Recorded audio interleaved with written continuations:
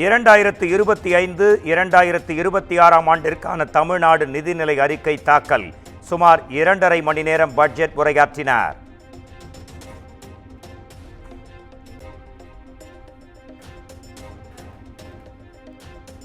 தமிழ் பண்பாட்டின் சிறப்புகளை உலகறியச் செய்திடும் வகையில் 8 இடங்களில் தொல்லியல் அகழாய்வு.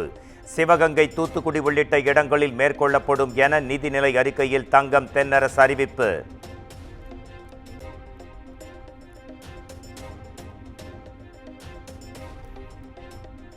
முதல்வரின் கிராம சாலைகள் மேம்பாட்டு திட்டத்தின் கீழ் 6100 கிலோமீட்டர் சாலைகள் மேம்படுத்தப்படும்.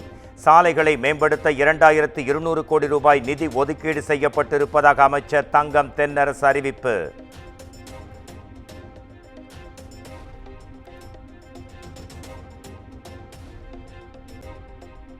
சென்னைக்கு அருகே புதிய நகரம் சுமார் 2000 ஏக்கர் பரப்பளவில் உருவாக்கப்படும்.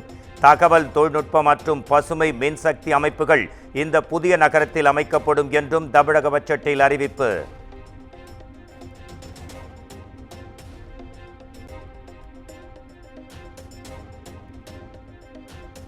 ராமேஸ்வரத்தில் விமான நிலையம் அமைக்கப்படும் என தமிழக பட்ஜெட்டில் அறிவிப்பு.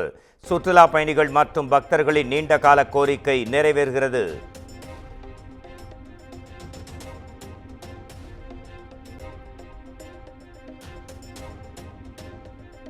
கோவை, திருப்பூர் மாவட்டங்களில் செமிகண்டக்டர் உற்பத்திக்கான இயந்திர தொழிற்பூங்காக்கள் அமைக்கப்படும்.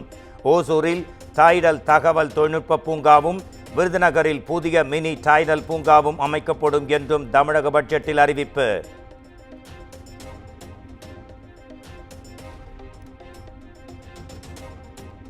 மதுரை மற்றும் கடலூர் மாவட்டங்களில் காலனி தொழிற்பூங்கா அமைகிறது.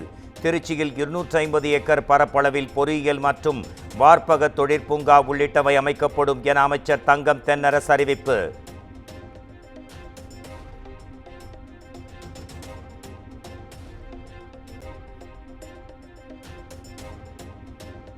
சிறு, குறு மற்றும் நடுத்தர தொழில் முனைவோர்கள் பயன்பெறும் வகையில் 9 இடங்களில் புதிய தொழிற்பேட்டைகள் அமைகின்றன.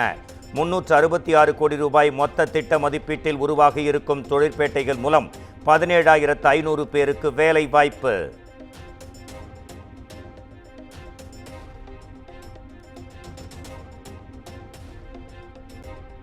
தமிழக பட்ஜெட்டில் பள்ளிக் கல்வித்துறைக்கு 46,767 கோடி ரூபாய் நிதி ஒதுக்கீடு.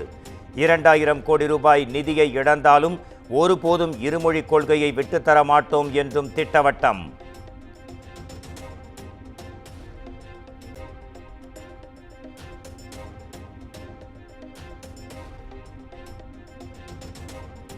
அடுத்த 2 ஆண்டுகளில் 20 லட்சம் கல்லூரி மாணவர்களுக்கு மடிக்கணினி வழங்கப்படும். நிதிநிலை அறிக்கையில் 2000 கோடி ரூபாய் நிதி ஒதுக்கீடு.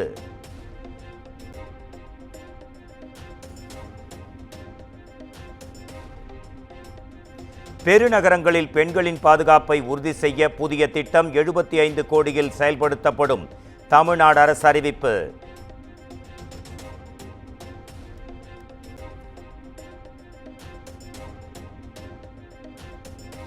$77 கோடி ரூபாயில் பணிபுரியும் பெண்களின் வசதிக்காக மேலும் 10 இடங்களில் தோழி விடுதிகள் கட்டப்படும். சென்னை, கோவை, மதுரையில் 275 கோடி ரூபாய் மதிப்பீட்டில் மாணவியர் விடுதிகள் அமைக்கப்படும் என்றும் அறிவிப்பு.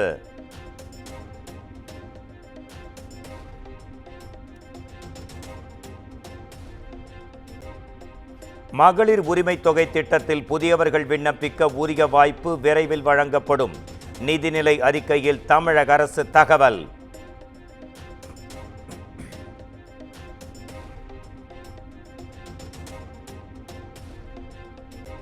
சமூக நலன் மற்றும் மகளிர் உரிமைத்துறைக்கு 8500 கோடி ரூபாய் நிதி ஒதுக்கப்படும் என தமிழ்நாடு அரசு அறிவிப்பு. கலைஞர் நகர்ப்புற மேம்பாட்டு திட்டத்திற்கு 2000 கோடி ரூபாய் நிதி ஒதுக்கீடு.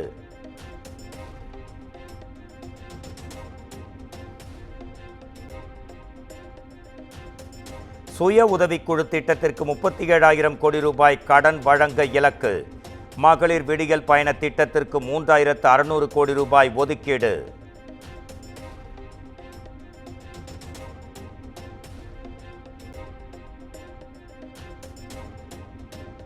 10 லட்சம் சிறு குறு தொழில் நிறுவனங்களுக்கு 2.5 லட்சம் கோடி ரூபாய் கடன் உதவி வழங்கப்படும். தமிழக அரசின் நிதிநிலை அறிக்கையில் அறிவிப்பு.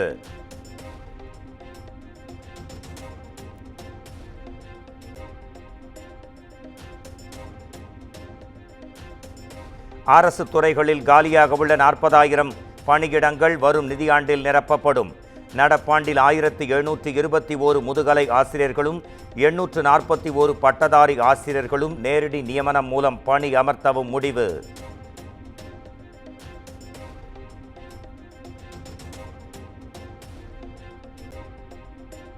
மழை வெள்ள நீரை சேமிக்க சென்னையில் 360 கோடி ரூபாய் மதிப்பீட்டில் புதிய நீர்த்தேக்கம் கோவலம் உபவடி நிலத்தில் அமைக்கப்படும் என அறிவிப்பு.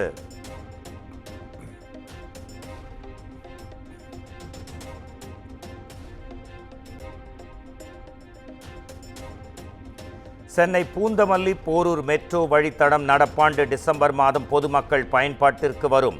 சென்னை மெட்ரோ ரயிலின் 3வது கட்ட திட்டம் குறித்து விரிவான திட்ட அறிக்கை தயாரிக்கப்படும் என்றும் பட்ஜெட்டில் அறிவிப்பு.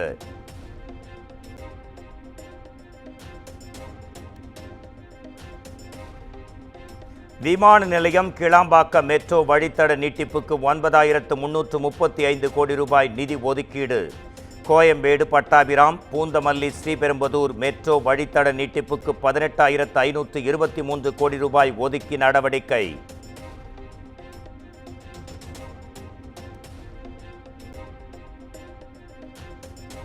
நாற்பத்தி மொழிகளில் திருக்குறள் மொழிபெயர்ப்பு செய்யப்படும். பழம்பெரும் ஓலைச்சுவடிகள் கையெழுத்து பிரதிகள் டிஜிட்டல் மயமாக்கப்படும் என்றும் பட்ஜெட்டில் அறிவிப்பு.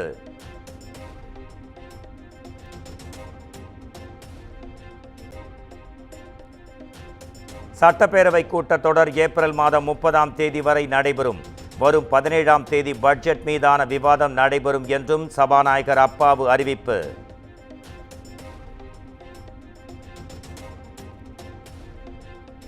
சென்னை அண்ணா அறிவாலயத்தில் முதலமைச்சர் மு.க. ஸ்டாலின் தலைமையில் திமுக சட்டமன்ற உறுப்பினர்கள் கூட்டம்.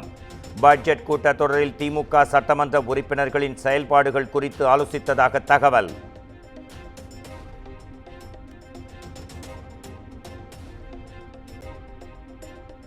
தமிழக அரசு மீது பொய் குற்றச்சாட்டுகளை சுமத்தவே அமலாக்கத்துறையை மத்திய அரசு ஏவுவதாக செந்தில் பாலாஜி குற்றச்சாட்டு. முறைகேடு புகார்களை சட்ட ரீதியாக எதிர்கொள்வோம் என்றும் பேட்டி.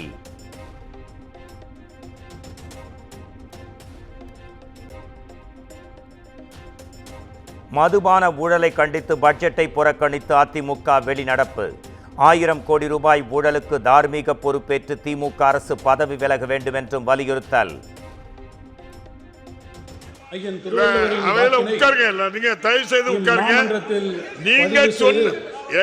நீங்க சொன்ன தீர்ப்பை நான் சொல்லியாச்சு, உட்காருங்க. உங்க ஆட்சியில 2017 நடந்த தீர்ப்பை சொல்லியாச்சு, உட்காருங்க. இத பாருங்க, அமைந்தொரு வாள் கோடாமல் நீங்க பேசுறது எதுவும்.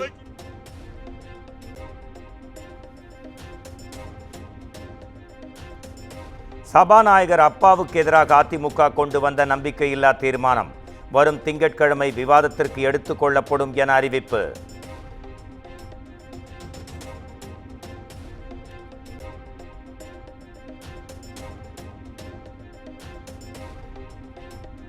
திமுக அளித்த வாக்குறுதிகளை நிறைவேற்றுவதற்கான அறிவிப்புகள் பட்ஜெட்டில் இல்லை. மாதந்தோறும் மின் கணக்கீடு, கல்வி கடன் ரத்து என்ற திமுக வாக்குறுதிகள் என்னவானது என எடப்பாடி பழனிசாமி கேள்வி.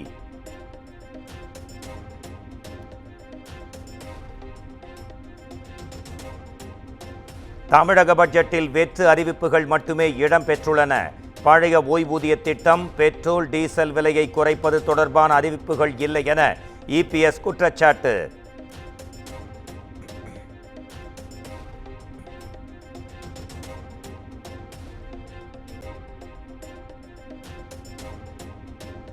தமிழக மக்களின் நலன்களை மறந்துவிட்டு திமுக அரசு நிதிநிலை அறிக்கையை வெளியிட்டுள்ளது.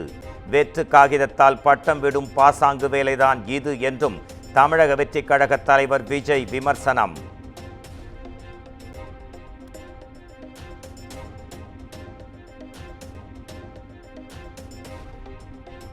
திமுக அரசின் ஏமாற்று வேலைகளுக்கு மிகப்பெரிய பதிலடியாக 2026 சட்டமன்ற தேர்தல் முடிவுகள் இருக்கும். இதை இந்த வெற்று விளம்பர மாடல் திமுக அரசு விரைவில் உணரும் என்றும் தமிழக வெற்றிக் கழக தலைவர் விஜய் சாடல்.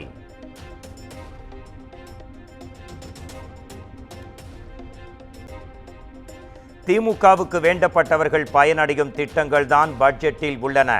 சாமானிய மக்களுக்கு 4வது ஆண்டாக வழக்கம் போல் ஏமாற்றத்தையே பரிசளித்திருக்கிறது திமுக என்றும் அண்ணாமலை பரபரப்பு குற்றச்சாட்டு.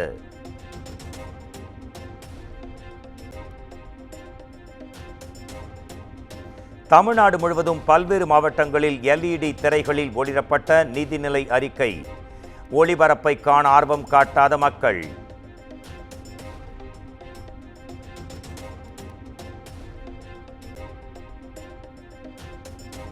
தமிழக வெற்றிக் கழக பொதுக்குழு கூட்டம் வருகிற 28ஆம் தேதி நடைபெறும் என அறிவிப்பு. உறுப்பினர்கள் அனைவரும் அழைப்பு கடிதம் மற்றும் அடையாள அட்டையுடன் வருகை தந்து கலந்து கொள்ள அறிவுறுத்தல்.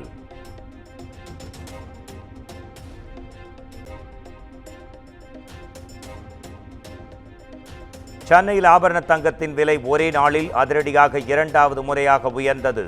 காலையில் ஒரு சவரன் 65,840 ரூபாயாக இருந்த நிலையில் பிற்பகலுக்கு மேல் 66,400 ரூபாயாக விற்பனை.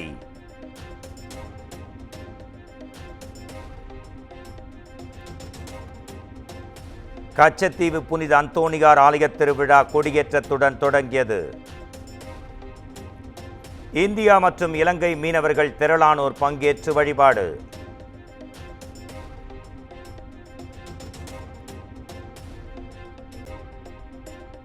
தொகுதி மறுசீரமைப்பு தொடர்பாக கேரள முதலமைச்சர் பினராயி விஜயனுக்கு அழைப்பு. அமைச்சர் பழனிவேல் தியாகராஜன் மற்றும் MP தமிழச்சி தங்கபாண்டியன் நேரில் சென்று அழைப்பு விடுத்தனர்.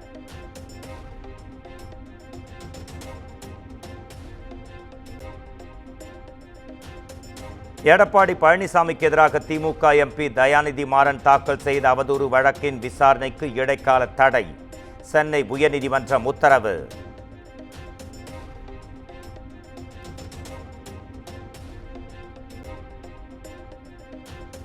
திருப்போரூரில் சாதிவாரி கணக்கெடுப்பு நடத்த கோரி சீமான் தலைமையில் நடைபெறவுள்ள பேரணி அனுமதி கோரிய வழக்கு.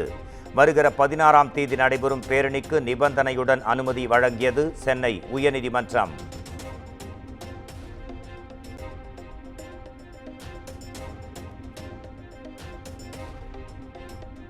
மதுரை மாவட்டம் திருமங்கலம் அருகே உரப்பனூர் கிராம நிர்வாக அலுவலர் படுகொலை.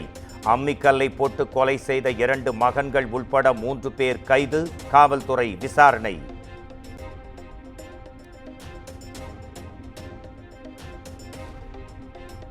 மதுரை மத்திய சிறையில் சுமார் 1.5 கோடி ரூபாய் அளவிற்கு முறைகேடு நடந்ததாக எழுந்த குற்றச்சாட்டு.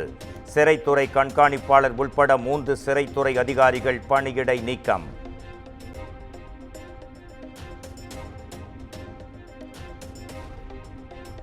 கடலூர் மாவட்டம் சேத்தியாத்தோப்பு அருகே NLC 2வது சுரங்க விரிவாக்க பணிகளுக்கு எதிர்ப்பு. முத்துகிருஷ்ணாபுரம் பகுதியில் மண் சமன்படுத்தும் பணிகளை தடுத்து நிறுத்தி கிராம மக்கள் போராட்டம்.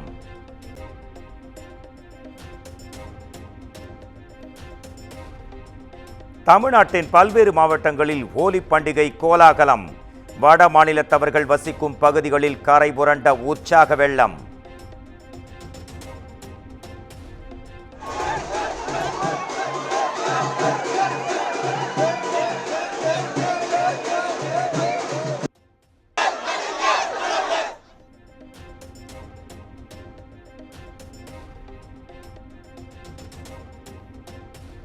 IPL 18வது சீசனில் டெல்லி கேபிட்டல்ஸ் அணியின் கேப்டனாக அக்ஷர் பட்டேல் நியமனம். அணி நிர்வாகம் அதிகாரப்பூர்வ அறிவிப்பு.